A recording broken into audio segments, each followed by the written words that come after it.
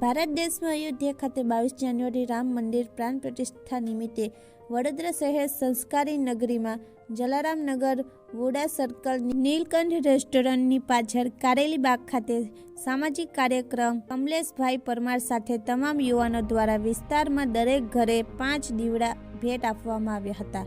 ત્યારબાદ વડોદરા શહેરમાં 18 જાન્યુઆરીએ દુર્ઘટનામાં સનરાઈઝ સ્કૂલના બાળકોના મૃત્યુ થયા હતા, તેઓને શ્રદ્ધાંજલિ આપવામાં આવી હતી। નાના ભૂલકાઓ માટે પાણીપુરી ફ્રીમાં આપવામાં આવી હતી।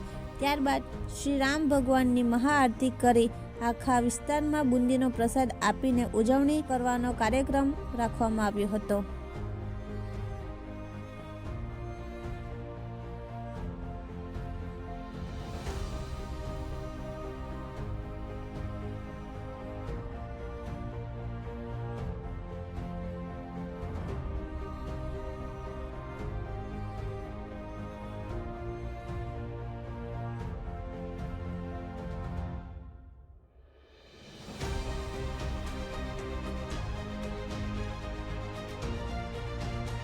કે જે સનરાઈઝ સ્કૂલ ના જે બાળકો છે, નાના ભૂલકાઓ છે, આમનું જે કહેવાય છે કે હરણી તળાવમાં જે બોટમાં જે મૃત્યુ થયું છે, અવસાન થયું છે, તો ખાસ કરીને આપણે તમામે 5 મિનિટ માટે એક મૌન પાડવાનું છે અને પ્રભુ એમની આત્માને શાંતિ આપે, સાથે એમના વાલીઓને ભગવાન શ્રી રામ શક્તિ આપે, બસ તેવી પ્રાર્થના કરીએ છીએ। અને આજે જે કહેવાય છે કે 22 તારીખના રોજ જે રામ મંદિર જે અયોધ્યા ખાતે જે નિર્માણ થયું છે, ખૂબ ગર્વની વાત છે। અને ભારત દેશની અંદર આજે જે કહેવાય છે દિવાળી જેવો તહેવાર મનાવવામાં આવે છે, પરંતુ જ્યારે સંસ્કારી નગરી વડોદરાની અંદર જે સનરાઈઝ સ્કૂલના જે બાળકો છે, આ બાળકોના જે બોટના અકસ્માત થયો ને જે કહેવાય છે કે એમના મૃત્યુ પામ્યા હતા, ત્યારે અમે તમામ જલારામ નગરના તમામ સ્થાનિક રહીશો દ્વારા બાળકોને શ્રદ્ધાંજલિ પાઠવી છે, સાથે શિક્ષકોને બી શ્રદ્ધાંજલિ પાઠવી છે અને ભગવાન પ્રભુને પ્રાર્થના કરી છે કે એમની આત્માને શાંતિ મળે।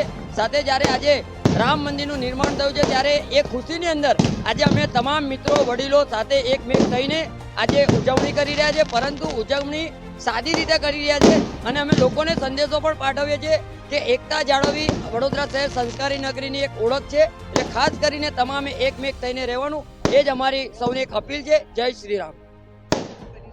પરમાર કમલેશ, સામાજિક કાર્યકર।